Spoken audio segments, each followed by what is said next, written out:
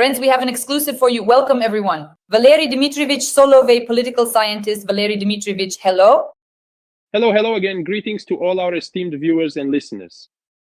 Please give this video a like and subscribe to my YouTube channel. Yes, that's right. Happy to have you.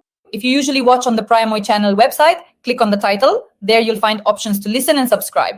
And of course, make sure to follow all the social networks and the YouTube channel of Valery Dmitrievich as well. This is very important. Friends, let's get started in Dmitry. So while preparing for this interview with you, I looked up the following information. An agency reports that several journalists from the Kremlin pool have admitted they are ready to believe in Putin having a double. So they reported that people who work with Putin, his close circle, believe that doubles exist because they can't make sense of these oddities. Putin's behavior, where sometimes he follows the sanitary restrictions related to the epidemic and other times he doesn't. How do you assess the fact that now even the pool of journalists around Putin admits that he has doubles? Well, I just understand. It's actually quite simple. The idea is not yet taking hold among the masses, but among those who can be considered opinion leaders. And in fact, there is no other explanation for the blatant contradictions in the behavior and appearance of the so-called Russian president. I want to emphasize right away that the mere fact of the existence of doubles does not necessarily mean, as I say, and I'm ready to confirm time and again, that Putin has died. But at the very least, it leads us to consider this possibility. And the double who is currently appearing in particular is strikingly different from Putin. In fact, the difference is striking. Recently, a phonoscopic examination was conducted in Britain. The results of this examination were published in the Daily Mail. No, I think it was the Daily Express. Of course, that's a tabloid. But the point isn't which publication it appeared in, but the examination itself. So, according to the author of this examination, a fairly well-known specialist, the Putin who spoke on May 9th, 2023, and the Putin who spoke at the World Russian People's Council have phonoscopic characteristics that differ by 99%. You know that even in DNA analysis, there's never 100%. They say 99.99 or 99, something like that. So, in fact, this is a claim that these are different people. By the way, the explanation is available in Russian. This information is on the Posuti Telegram channel. This is a Telegram channel run by my former students, and I would say this channel stands out for providing high-quality information. So, thank you. For those who are interested, I refer you to this Telegram channel. You can go there and take a look. There you'll find a detailed summary of this article. Moreover, this is not the first phonoscopic examination that has been conducted. It has been carried out several more times. In particular, it was conducted with the Japanese. That was sometime in the spring. And the Japanese, even before the results were published, shared the data with me. And they told me that 5 experts who studied the anthropological and phonoscopic characteristics, in other words, how the person speaks, these 5 experts unequivocally stated that there are 3 different Putins. And I have always said that Putin has 2 doubles. The main double is the one who is currently the president of the Russian Federation. He's Vasilich?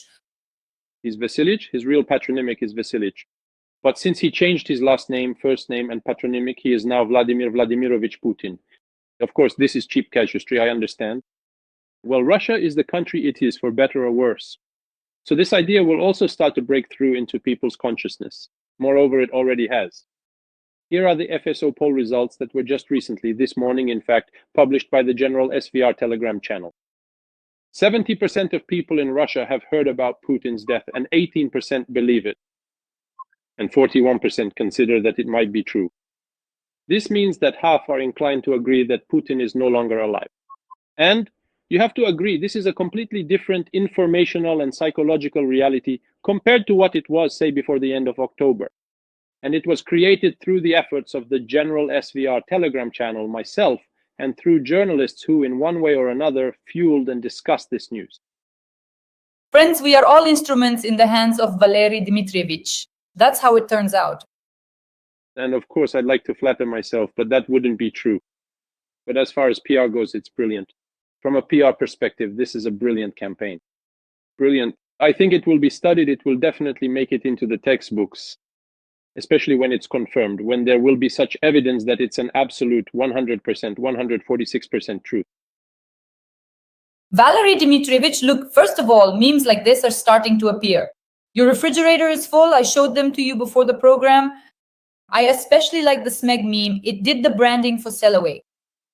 So buy a refrigerator. It's amazing. Wonderful. Notice that the tallest refrigerator is named after you, Valery Dmitrievich. So the yellow appliance, the tallest Solovey brand, if you like, you can buy it. Valery Dmitrievich, since you are a successful businessman, I'm afraid that Potanin, the richest man in Russia, who, by the way, was recently in Azov Arabia, might have to make room because Valery Dmitrievich, you could really build a great business career for yourself. But let's get back to your... I'm not in business, Dasha. Thank you, but that's not my path. Valery Dmitrievich, you see other brands are already parasitizing on you. So be vigilant, collect your royalties. Yes. I'll try. Now, on to something serious. Yes, Putin has started disappearing more often. For example, according to the VJ agency in January, probably at the beginning of this year, he appeared in public only 7 days. So from November 1st, 2022 to October 31st, 2023, Vladimir Putin appeared in public only 147 days, which is almost 40% less than the number of working days for other citizens, according to the project's calculations. So what they're all saying is, what does this indicate? That Putin appears in public very rarely, especially in recent months. Is this really connected to your theories, to your statements about Putin being in a freezer? The project interprets it as Putin being tired of the people. I'd probably like to add to that phrase. And the people are even more tired of him, including the people of the Russian Federation. Again, according to the FSO poll that was mentioned, only 26% of Russian citizens trust the Russian president. Not 70% at all. That's the first point. Second, of the factors cited by the project. Naturally, I don't question the facts. From this good work, a completely different conclusion and a completely different interpretation could follow. The one I have always given throughout this past year, that Putin is seriously ill, very seriously ill, that he appears in public less and less often, that he is increasingly being replaced by a double. The last time we saw the real Putin in public was on September 4th when he met with Erdogan. Already when Lukashenko flew to Moscow, he was met by a double, although the negotiations Lukashenko held were with Putin, a gravely ill Putin, who was in a nearly bedridden state, and it was also a double who flew to meet with Xi Jinping. Therefore, everything presented by the project has a very simple explanation, which I have given in advance and repeatedly. You just need to open your eyes a little, just a bit, and admit that there are other explanations, which are much better than the one proposed by the project. Much more realistic, because this is Russian phantasmagoria. Valery Dmitrievich, there's a rather important point here. You said that Patrushev, the man preparing the power transition, Nikolai Patrushev, is also ill and has cancer. Am I mistaken? You are not mistaken, he has cancer. Prostate cancer, but he's in good shape. He has had a stable long-term remission. Prostate cancer is treated very well nowadays. This in general is not one of Putin's secrets. It was simply a fatal form of cancer that even the most advanced treatments could not cure, could not achieve remission, only slow it down, and they treated him. Israeli doctors were overseeing the treatment from February 2020, but in the spring of this year, they stopped supervising the treatment. They said, well, medicine is powerless. Everything else is in God's hands. Although it was unlikely to be exactly as they said. But this was already connected with politics. Valery Dmitrievich. You said that Putin's children, his sons from Alina, were also treated in Israel. Kabana, son, yes. Go on. Absolutely right. And they cured him, it was in my opinion in 1919, if not earlier. They cured his son, he had cancer, they successfully cured his son. The treatment was supervised directly by Netanyahu, who was then also prime minister, as he is now, and Putin. After that, he developed great respect and trust for Israeli medicine and a personal fondness for Netanyahu. However, he understands that there was nowhere else in the world he could get treatment, because he couldn't be treated in Germany or the United States. That left Israel and China, but China doesn't have such advanced medicine. In this area, the Chinese were treated for Parkinson's. He has Parkinson's since around 2014, but it's not a fatal disease. The Chinese managed to quite successfully alleviate the symptoms of Parkinson's with the medications they offered him. But as for the treatment of the main illness, cancer, a severe form of cancer with metastases, he already had multiple metastases which appeared this year after New Year's. The Israelis were handling this quite successfully, although they said that they still wouldn't be able to cure him. They warned him about this right away, honestly. And the medical board in September of this year said that he wouldn't survive. They told him this to his face. After that, he lost all sense of taste. Not just for politics, but for life in general. He even stopped communicating with Alina and the children. He used to enjoy it from time to time, after all. He likes spending time with his little children. So that is, he has 3 children with Alina Kabaeva and 2 daughters from his first wife. But you said that one of them, let me clarify. No, his eldest daughter is not his biological daughter. I won't tell this story, although I think viewers who aren't lacking in intelligence can easily guess what it's about. So that's the first thing. Second, he has a daughter from Krivonogik. And he also has a boy, I think, a boy from a very famous Russian athlete. These are the ones I personally know of. Maybe there are others, but I think that's the complete list. well, yes, there were many different women and many young children involved, and he specifically names some of his own children here. He also, of course, made sure to mention these various women in his accounts as well. I was really interested to learn about the astrologer. In one of your stream interviews, you talked about the astrologer. Let's watch a clip. Astrologer Svetlana Dragan believes that very significant changes will begin on October 26th this week, on Thursday. She is often said to be close to the FSB and that she is used to influence the beliefs of Russians. Millions watch her, and she even has a program on Channel 1. Are the rumors about Putin's health problems connected to these statements? Dragan. They very well could be connected, though not to the FSB, but rather close to the presidential administration. But still, these are different institutions. Although in this case, their goals might well coincide. And in fact, it's not by chance that I scheduled my speech, my online speech, specifically for October 26th. And it's called After Putin. Well, in this case, it's an interesting coincidence. Valery Ilyich, who is this Svetlana Dragan? Why does she have access to such secret information? Please tell us about her. I don't know much about her except for what I mentioned in the episode you just showed to the viewers. Yes, she is connected to the Russian authorities. She acts like many well-known astrologers, in fact, according to certain guidelines from the Russian authorities. In Russia, predictions by Baba Vanga are also popular. It's the same kind of thing. It's just that October 27th is not actually a date that could be determined by the stars. Although I know there were also astrological forecasts predicting Putin's death in the period between October 22nd to 23rd and around November 7th. And his death supposedly fit right into that time frame. The thing is, there was already a forecast at the beginning in mid-October, actually at the start of October. Again, this came from that same consortium. The thing is, at this stage, it's possible to determine the date of death with very high accuracy with a margin of just a few days. And I can tell you that Putin outlived himself. He was supposed to die a few days earlier, somewhere on Sunday, Monday during the night from Sunday to Monday, but he actually passed away on the evening of Thursday, October 26th. So you can look to the stars, or you can simply rely on medicine, on modern medicine, which is highly qualified in this area, including when a person is terminally ill and has entered the final stretch. You can ask around, Dasha, and good doctors will tell you. They can name the date of death with accuracy down to the day. Valery Dmitrievich, what is the Patrushev group preparing? Will there be a transfer of power, and what will it look like? You cover this topic in great detail on both channels. I know I've watched, but I'm interested in your outlook for the future. Yes, agreements were reached. You could call it a large package of agreements at the turn of November and December regarding the transfer of power, regarding who will become prime minister after Vasilievich is elected president. The outcome seems predictable. As for who will join the cabinet of ministers and who will leave it, regarding how many governors need to be replaced and so on. So this is a package concerning major personnel changes, very significant ones.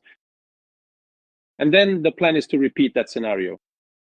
At the end of 1999, when the then President Yeltsin announced his resignation, and according to the constitution, his duties were assumed by the then Prime Minister Putin, who subsequently was elected president.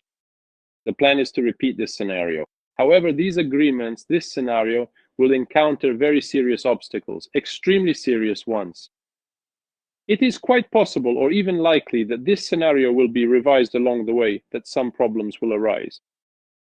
I will talk about this at the end of December. On December 26th, I will be holding my online meeting. I won't be summing up the year. It's customary to sum up the year, but I will actually be talking about the future, about big plans and what could stand in their way. I hope that by that time I will have quite a lot of exclusive and sensitive information to share. So as usual in Russia, things look smooth on paper, but when it comes to walking, well, not only in Russia, actually in Ukraine too, you have to walk along the edge. Planning and reality. They are very different from each other, and that's a good thing.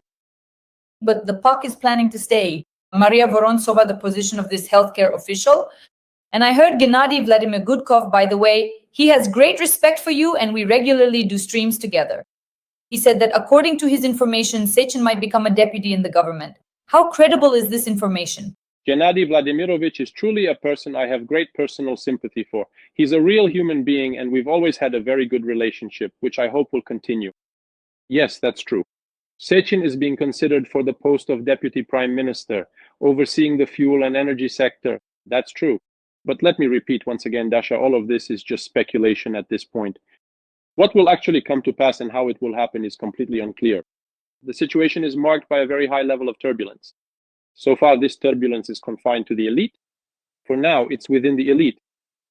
So it's not very noticeable yet. If you do not have any of your own people there, it may still manifest itself. It may come out into the open, as it did, for example, with Prigozhin's uprising on June 24th of this year. So most likely we are in for some very big surprises. You mentioned that when Putin died, the first person to urgently fly to Dubai was Rothenberg, if I'm not mistaken. Arkady Rothenberg, yes. On the morning of October 27th, he flew to Dubai. And as far as I know, he stayed there for quite a long time. Now, Putin has just made a visit to Saudi Arabia with Kadyrov. On the day of the United Arab Emirates, Potanin was with them. He is called the richest man in Russia. Do you think a number of oligarchs might flee Russia now, considering the nationalization of assets you mentioned? Yes, maybe they would run away, Dasha, but where to? Where could they go? You see, it's like from the dawn. Back in the day, there was no extradition, just like with the Zaporizhian Sich. But now it turns out there's nowhere to run from Russia, because you could end up under sanctions there. So where to? Well, Potanin could go to Israel. You could go to the Emirates. But the tills are in Russia. You see, if you leave, you might save your life, maybe. And even then, your life isn't guaranteed, because they can get to you anywhere. Don't underestimate the capabilities of the Russian special services. If they set their mind to it, they'll find you anywhere, wherever you are. But your assets remain in Russia. Well, if you leave, it just makes it easier to nationalize your assets. That's why if they want to keep their assets, it's better for them to stay in Russia, show loyalty to the new authorities, and fight to preserve what they have. Well, I can tell you this, Patrushev doesn't care about their loyalty. He deeply and consistently despises them. He believes they do not rightfully own these assets. He especially deeply and consistently despises those close to Putin's inner circle. Well, the oligarchs among them, that is. Potanin still, in a way, belongs to the Yeltsin-era oligarchs. Actually, not just in a way, but in the literal sense of the word. And then there is the Putin generation of oligarchs. And this is going to be very interesting. This is one of the reasons for a conflict that could arise. A very serious conflict. Because Nikolai Platonovich is a chef who, as they used to say about Stalin, knows how to cook up spicy dishes. Valery Dmitrievich, what is the relationship between Patrushev and Putin? I remember Mark Zakharovich Fagin and Gennady Vladimirovich Gudkov told me that for Alina Kabaeva's 40th birthday, they supposedly celebrated it on a yacht. It was on the yacht of one of the oligarchs, close to Putin, and all the big businessmen were there, the Rothenbergs and others, but neither Patrushev nor Zolotov were there. He was not invited to Alina Kabaeva's 40th birthday. When asked why, Mark Zakhar said that the relationship between Patrushev and Putin is complicated. So, Valery Dmitrievich, how complicated is their relationship really and why? Was Patrushev not at Irina Kabaeva's birthday celebration? Patrushev has a very negative attitude toward the upstart Alina Maratovna. Very negative. And it's not that he has a bad relationship with Putin. He had a very good business-like relationship with Putin. Among the people close to Putin, not his personal friends, but I would say his so-called business partners or like-minded associates, the closest and most influential has always been Nikolai Patrushev, the closest and most influential. Yes. In the last months of his life, he had grown weary of Putin. Note, not Putin of Patrushev, but Patrushev of Putin. A completely different type of relationship. And Patrushev gave the order to ignore all of Putin's commands, and they were ignored. During the leader's last month of life, all his orders were ignored. In other words, they would say, yes, yes, everything will be done. But in reality, they didn't care at all. That's why Alina Maratovna is currently under house arrest with her children. specifically in that Valdai residence where her husband's frozen body is kept in the refrigerator. It's not even irony, it's cruel sarcasm. She and Putin had a very good relationship. Sometimes they would deteriorate, but overall their relationship was such that it couldn't really go bad. You understand? Because you see, if people are bound by what Putin and Patrushev were bound by, then that bond is unbreakable, chained together as one, in the literal sense of the word, by a single chain, and by spilled blood, of course, which is stronger than any chain. Valery Dmitrievich, you, in general, Stanislav Belkovsky often repeats that the gay lobby rules Russia. That's a quote. I've heard this very often. In your last interview, you said that Patrushev opposes this gay lobby that rules Russia. Can you elaborate on this in more detail? The gay lobby does not rule Russia, although it is very influential. I think that if you compare it to the influence of the gay lobby in other countries, then in Russia it was, at least, it used to be the most influential. I won't explain the structure and the reasons. I just don't want to publicly name some of the people who ensured the influence of this lobby. Yes, Patrushev intends not just to reduce its influence, but to throw it out of power altogether. This is one of the reasons why a number of people who, generally speaking, are distinguished professionally for their effectiveness will be dismissed. A number of deputy prime ministers, several ministers, and about half of the officials in the presidential administration. And also, for example, the head of the State Duma as well. Yes, that's the list. It may not be the longest, but it is exhaustive. And these are truly influential people in every sense of the word. I'm not even talking about, well, cultural figures. In this case, it's not worth discussing them, you understand. They don't really influence political decision-making. But when it comes to Category A officials, yes, a thorough purge is being planned.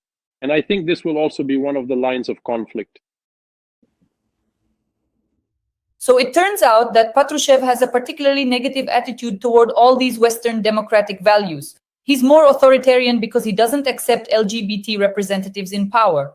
Is that the right understanding? He has a negative attitude toward almost everything. Toward the opposition, toward democracy, toward the United States, toward the United Kingdom. Well, just like any normal, in quotes or without quotes, a Soviet Chekist, a negative attitude toward the United Kingdom, and I would say an exaggerated perception of its capabilities. This is an old Soviet-style corporate culture that goes back specifically to Soviet times.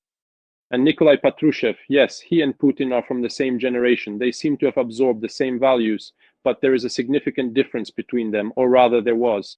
The thing is, Putin was not susceptible to certain phantasmagorical ideas. One of these ideas concerned Ukraine specifically. I would call them phantasmagorical, absolutely wild. Patrushev is a highly ideologized person. Patrushev sincerely mourned and still mourns the collapse of the Soviet Union. From his point of view, many Soviet practices can be revived under new conditions and with new tools. For example, to establish total control using digital technology, just like what the Chinese are doing. And that's something they're already trying to do, at least in part, in the Russian Federation, introducing a series of bans, doing this and that. Moreover, he believes it's entirely possible to supply consumer markets, to nationalize a number of major assets. In other words, to create a kind of Soviet Union 2.0. Putin, in fact, didn't really care much about this. He was interested in his own greatness. And I would say the restoration of a certain geopolitical center of power, turning Russia into a geopolitical center that surpasses, not in formal size, but in influence, the now defunct Soviet Union. He believed that this was entirely possible. I don't know whether it was possible or not, but the plans that were described to me were dizzying, truly. But in some aspects, they were quite realistic, if only they hadn't run into Ukraine. Putin bitterly regretted at the end of February last year that he started with Ukraine. He bitterly regretted it because initially he actually intended to start with other countries. Is it the Baltic states or perhaps Kazakhstan? Countries, well, like Belarus and Kazakhstan. The issue could have been resolved, you understand, extremely simply and quickly with the Baltics. And the initial plan, which the plan dated back to the spring of 2020. And it was derailed by the pandemic. And also by some other circumstances, it was supposed to be a large-scale hybrid operation, not a classic military operation. I want to draw your attention to this. It was nothing like what happened with Ukraine. A large-scale hybrid operation, very well thought out and extremely ingenious, specifically aimed at the Baltic states. Valery Dmitrievich, yesterday Biden made a statement that Putin is preparing to attack the Baltic states and that in that case, Americans would fight against Russians. Is it possible that in the next 6 years, Putin will decide to attack the Baltic states? Well, Putin can fight in hell as much as he wants, as his master commands. No, Russia doesn't have those kinds of resources. What Biden said is not just an exaggeration, it's an outright rhetorical lie. Well, I understand what motivates this lie, the need to get Congress to allocate funding for Ukraine. He's resorting to some very strong statements. No, this won't happen. It won't even be in the plans as far as I can see the situation. Valery Dmitrievich, you said that Gerasimov drank heavily and that Gerasimov did not want to fight against Ukraine. How accurate is this information? This information is accurate. Valery Gerasimov was one of the few people who in 2014 to 2015 persuaded the Supreme Commander-in-Chief. He was categorically against launching a massive operation against Ukraine, but by the end of 2021, Putin broke him. And you know, there's a somewhat risque joke. It's better to give in than to resist. It's just easier to give in. Well, Gerasimov acted in pretty much the same way. But the plan for the operation against Ukraine that he developed was fundamentally different from what Putin ordered to be done. According to Gerasimov's plan, the armed forces of the Russian Federation were not supposed to cross the border for a month. Instead, missile, bomb, and artillery strikes would be carried out on Ukrainian infrastructure, both military and sensitive civilian infrastructure. In other words, this is more or less similar to what NATO countries once did with regard to Yugoslavia. And then over the course of a month, observe the reaction. If it became necessary to carry out a combined arms operation, a ground operation. Well, he insisted that this probably wouldn't even be necessary. But Putin, on the other hand, wanted to win the glory of being the greatest military commander of all time and all peoples. So his Ukrainian friends talked him into it, right? Well, apparently, yes. They explained it to him, tried to convince him. Well, not only them, of course, he also relied in part on some intelligence assessments that were falsified from the start, that Ukraine would collapse. It would collapse. And that indeed, on the third day, the Russian armed forces would be in Kyiv. According to this plan, they were supposed to be in Odessa by the end of the second week or the beginning of the third. And by the end of the third week of the operation, they would enter the territory of Moldova. And there it would only take a day. After that, there was a strategic crossroads, where to move next. They would have had to move northwest, not west, toward the Baltic Sea, or they could have moved south and east. That is toward Kazakhstan, Georgia, Armenia, and Azerbaijan. The plans were very, very ambitious. But once again, everything broke against Ukraine. And already by the end of February, that is literally just a few days later, it became clear that the plan, specifically Putin's plan, Putin's ideas turned out to be completely mistaken. And I can tell you that the situation in the Russian General Staff was very tense at that moment. Extremely tense, especially after the landing in Hostomel. Am I putting the stress correctly? In Hostomel. It was crushed, though part of the force managed to withdraw. It turned out that the Ukrainians were not retreating, not falling back. They were resisting very effectively, and that everything was going wrong. And in general, at that moment in March, this is true. At the end of March, Ukraine could have signed a peace agreement that suited it. I emphasize, one that suited Ukraine more than the Russian Federation. In March of last year. When you say that, what do you mean? So according to the draft that was in circulation and that the Kremlin was ready to accept, all the new territories would be abandoned. Donbas would be declared an autonomy within Ukraine. I emphasize, it would not become part of Russia, meaning its status would change. And moreover, Russia agreed to sign an agreement in which Ukraine would recognize the status of Crimea as disputed. In other words, Russia would have effectively called its own sovereignty over Crimea into question. Let me draw your attention to this, Dasha. These were proposals coming from the Russian side. But in return, military actions would have stopped. And there was probably some kind of provision that Ukraine will not become a member of NATO, the European, yes. That Ukraine commits not to join NATO, and the issue of the European Union was not as pressing. So that's what it commits to. And in Russia, this would have been declared a tremendous victory, meaning the main objectives of the operation had been achieved and it could be ended. And all of this was at stake in March, at the end of March last year. I won't presume to judge what was working against it here. I'm not sure. And in fact, I'm really not sure that It's not necessary to blame Johnson for this. From my point of view, that's just trying to shift the blame from the guilty to the innocent. The decision was made by the Ukrainian leadership, without a doubt. Valery Dmitrievich, is it true that Abramovich and Umarov, who was then a member of the negotiation group, were poisoned? I don't know. I have no knowledge of that. I wouldn't rule out that they could have been, not with the aim of killing them, but just to scare them a little. That's a kind of a method of pressure. Well, you start feeling unwell and it could happen again, and next time it might be fatal. Valery Dmitrievich, thank you for finding the time. Thank you very much. You very rarely give interviews to the Priamy TV channel, I know that. I hope we will meet with you more often because the audience is really very interested in your opinions. Friends, today my guest was Valery Dmitrievich Solovey, a well-known political scientist. Valery Dmitrievich, thank you and see you soon. Thank you very much, Dasha. Thank you very much to you, our esteemed viewers and listeners. Goodbye.